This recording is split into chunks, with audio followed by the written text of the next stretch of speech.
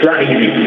Donc, allez, on a fait la récréation, on s'en va. Ah non, il ne faut pas s'en aller, il faut faire genre la chute. Il faut bien monier qu'elle va dire que ne pas assez. Bon, voilà, ça. Voilà, on a fait donc 0 corps physique, un petit peu, 1 éthérique, 2 astral, 3 mental, 4 aurique, et maintenant on va passer au corps causal, de cause à effet, et ensuite le corps céleste, le corps divin. Corps causal. Alors le corps causal serait la cause première de l'être humain, et la raison pour laquelle il se trouve sur Terre. C'est bien un conditionnel d'interprétation. Le corps causal serait celui du discernement.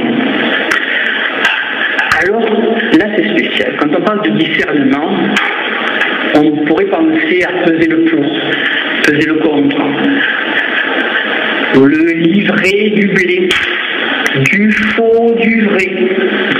Ça fait presque pas faire penser à la tradition julienne, à un serpent, certains serpents qui seraient d'un arbre de vie, à vouloir faire passer à un arbre de la connaissance. Donc, il y a tout comme ça des mythes qui reviennent, et le corps causal serait celui du discernement. Ça demande presque un triangle entre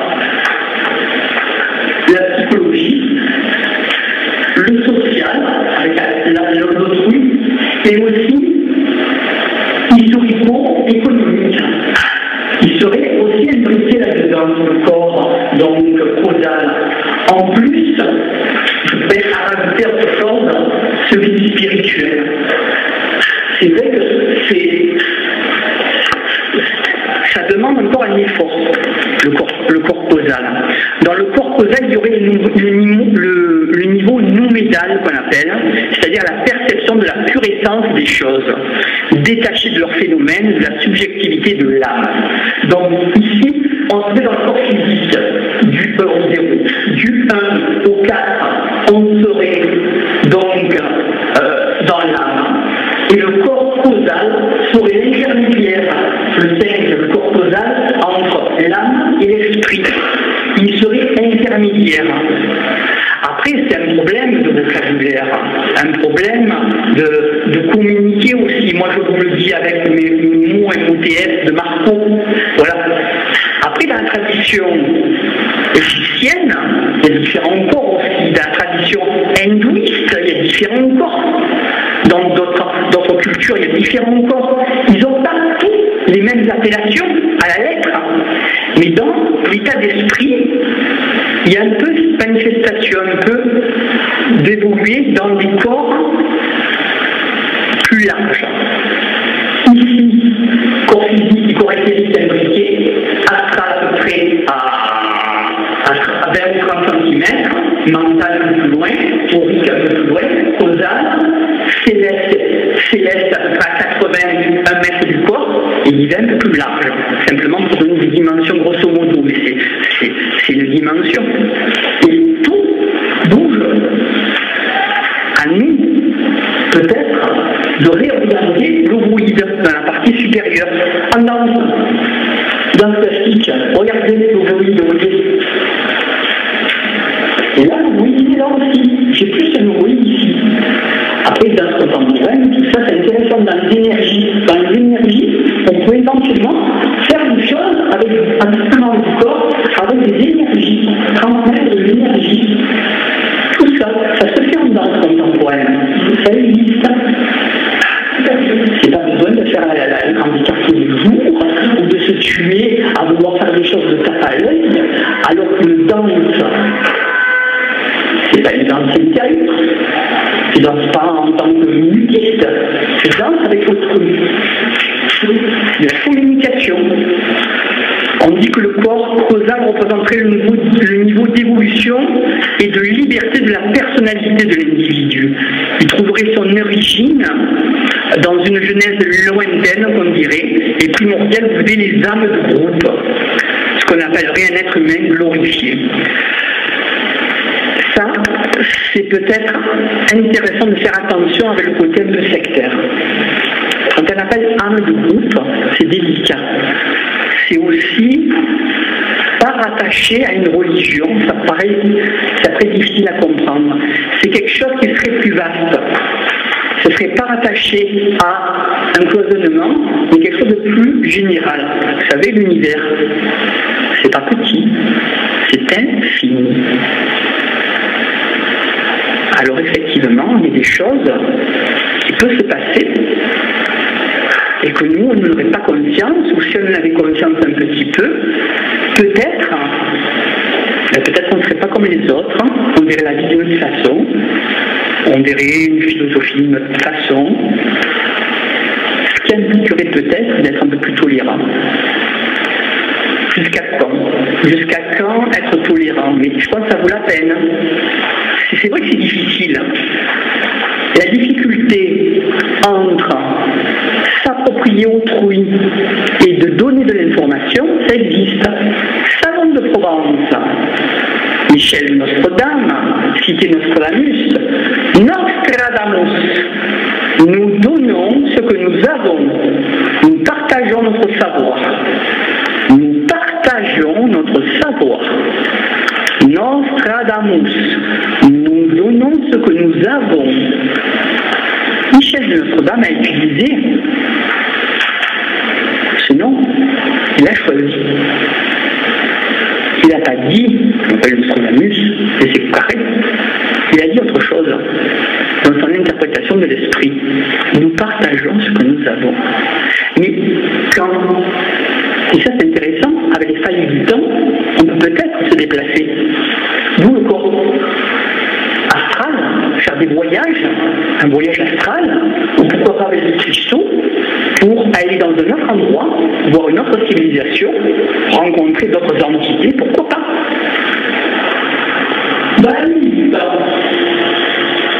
Ici, il y a aussi ce qu'on appelle le mythe du volet. Le volet, c'est un peu la cybernétique artificielle, on y est dedans. Mais on sait depuis longtemps l'archaïsme. Il y a deux mondes qui s'affrontent. Ils s'affrontent hélas parce qu'on ne sait pas faire autrement. Si on est dit, je leur disais, réunissez-vous. Et il y a une chance de vous réunir. Qu'est-ce qui se passerait? Peut-être, ce serait intéressant. Archaïque. Les traditions anciennes, la lithothérapie fait partie de l'archaïsme. Ce sont des énergies primordiales de la terre, de la Pachamama, de la terre-mère. Et la cybernétique et l'artificielle, c'est intéressant aussi. C'est-à-dire que c'est l'outil, le prolongement de l'esprit par rapport à la main. Je crée un outil avec qui je vais prendre un morceau d'os, je vais en faire une aiguille. Et je vais me poudre des vêtements. Finalement, je suis dans la cybernétique et l'artificielle, je crée un outil, j'ai un prolongement de moi à travers un outil. Le problème après, c'est qu'on commercialise des outils. L'outil pour l'outil. Vous voulez être heureux? Achetez cette voiture. Vous voulez être plus heureux? Changer de voiture tous les 3 mois. Conditionnement par la publicité, on conditionne. Vous voulez un camembert? Surtout ne le goûtez pas, ne le sentez pas, ne pouvez pas la boire, c'est interdit. Vous regardez l'image, alors vous voyez une image heureuse dessus. Finalement, vous n'achetez pas une camembert, vous achetez l'image d'une famille heureuse. Il y a une façon déterminée de conditionner les gens par un outil visuel. Bon, c'est pas grave. Je ne devais pas le dire, je l'ai dit, je suis désolé. Je suis désolé, Monique, je l'ai dit. J'aime le camembert aussi, mais bon, qu'est-ce que je veux faire? En plus, il ne faut pas que j'en mange trop. Il paraît que ça se met dans les genoux, après on a mal aux genoux. Donc, reviens au plan cousin, on était dans le camembert, mais c'est pas grave. Alors, il paraît que le but de la vie serait de passer de l'inconscience à la conscience complète, agrandie, totale. C'est intéressant, peut-être. Ça sert peut-être à quelque chose de la vie, peut-être. On a quelque chose à faire. Et artificiellement, il faut pas avoir à venir avec ce problème de l'inconscient avec l'opposé. Alors, là, ce que dit Monique Gras, c'est bien. On a 2 hémisphères. N'oublions pas qu'on a le cerveau reptilien. Ne l'oublions pas. Si on ne devait pas l'avoir, on ne l'aurait pas. Mais on l'a. Les agressivités, la bestialité, elle est en chacun de nous de l'être humain. Même si les hémisphères, le cortex cérébral est base du cerveau reptilien. C'est vrai que les Cro-Magnons peut-être étaient plus développés, mais il est toujours encore en 2013. Peut-être qu'il dit pour quelque chose, hein. Ça peut servir à quelque chose. Hein. On ne sait jamais. Le désir, la nourriture, manger, ça peut servir, peut-être si on mange, ça sert à vivre, peut-être. Peut-être que si on fait des gosses, ça sert à perpétuer l'espèce humaine, je ne sais pas, peut-être. Qu'est-ce que vous en pensez? Si ça existe, ça doit bien avoir une petite utilité. Peut-être. Mais c'est vrai que là, quand Freud découvre l'inconscient, on a fait un grand pas. L'inconscient, c'est vraiment, on a dit, l'être humain a un inconscient. Oh là, qu'est-ce que c'est ça? À côté de la physique, la métaphysique, d'accord? Mais l'inconscient est là-dedans. Il y a beaucoup de choses là-dedans. Il y aurait peut-être plus qu'on ne le pense. Des mémoires bien lointaines, des ressentis, ou des choses. On passe au voyage un peu causal, simplement pour donner une image de cause à effet entre les actes ou les événements, ou de se rappeler de ses vies antérieures. Là aussi, effectivement, c'est bien mystérieux. Peut-être qu'aujourd'hui, on n'a pas qu'une vie qui a commencé à une naissance. Allez savoir. Peut-être qu'avant de naître, dans le ventre de la mère, ça se présente comme ça. Peut-être dans le futur, on sera dans une éprouvette, on sera dans le ventre d'une éprouvette, peut-être, je ne sais pas. Mais il se passe quelque chose avant qu'on arrive à les savoir.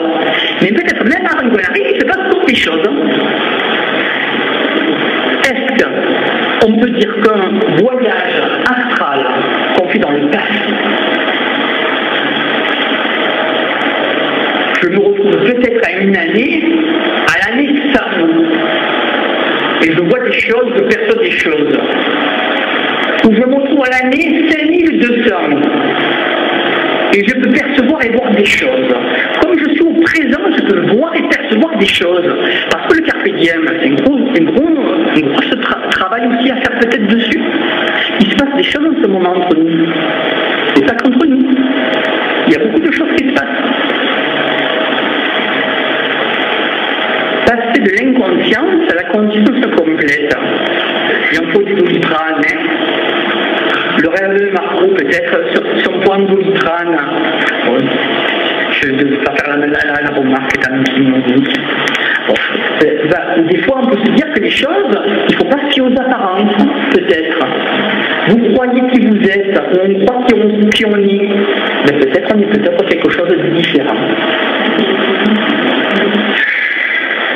C'est vrai que ce qu'on appelle le hors-norme, qu'on dirait plus péjorativement la folie, le hors-norme. Être quelqu'un qui se distingue du commun traditionnel. C'est pas un artiste, par exemple. Je prends un artiste. Il est dans sa passion. Il fait de pédicure. Bon, après, si vous retenez plus pour un certain nombre sur les murs, tu dis, oh là là, il faut que ça s'arrêter, peut-être, ça va en art intelligent, peut-être, peindre sur la toile. Mais il est dans sa passion. Même s'il fait payer cher de son œuvre, l'artiste, il donne de lui, il donne de son âme. Physique, bien sûr, éthérique, astral, mental, aurique. Il fait un passage par son corps causal et il donne son esprit. C'est l'esprit aussi. Après, il dit pourquoi cet artiste fait payer cher? Peut-être que tu le ressens comme ça. Dans la numérologie, c'est une symbolique peut-être pour lui. Bon, on passe maintenant à un que j'aime bien. Je vous ai parlé par le corps causal. De cause à effet. Les énergies, ils circulent de cause à effet avec l'axe ici, entre deux personnes, entre trois, et vous dites entre le corps. Je vous ai préparé celui-là. Regardez, je vous ai fait un petit bonhomme avec des allumettes. Peut-être que je dessine mieux avec des allumettes, peut-être qu'avec un crayon et du papier. Alors, le bruit est plus large. Et là, c'est un petit bonhomme aux allumettes. On peut le faire, un petit bonhomme aux allumettes, avec des énergies de l'intérieur, qui seraient aussi causal, corps céleste. Le petit bonhomme aux allumettes. Qu'est-ce que le corps céleste? Au-delà du corps causal, dont on a vu, il y aurait l'esprit. Et le corps causal, il est entre l'âme et l'esprit. Et là, on passerait à l'esprit avec le corps céleste. On rentre dans le domaine de l'esprit, du spirituel. À la différence de l'âme, qui permettrait de rejoindre le corps céleste. Ça sert à quelque chose de l'âme. Ça sert peut-être à rejoindre le corps spirituel. Ça n'empêche pas qu'on peut être dans un corps à un moment donné, ou trouver des réponses, ou des joies de vie, ou de bien-être dans un corps spécifique. À nous, après, à notre ressenti, notre personnalité, peut-être de dire, ben là, peut-être je me sens bien, je reste un peu plus longtemps. Ou peut-être je fais un petit effort, je veux voir un peu ce qui se passe à côté. On ne sait jamais. Le corps céleste serait la couche émotionnelle du plan spirituel, de 60 cm à 80 cm du corps physique. Presque ici, de là à là, il serait là. Et regardez, il serait tout autour. Il serait pas tout autour. Mes pieds, il touche la terre. Il se lève un peu. En fait, il serait à dans le corps céleste. Ça serait particulier. Et les mains, regardez, il serait plus loin.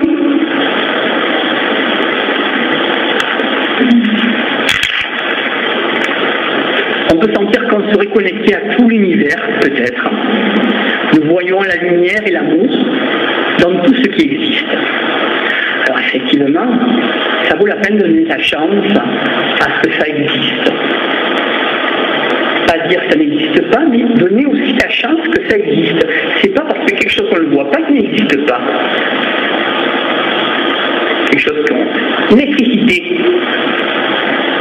Donc, je me suis dit, je n'ai pas de tour, à rien vu, alors je l'ai fait.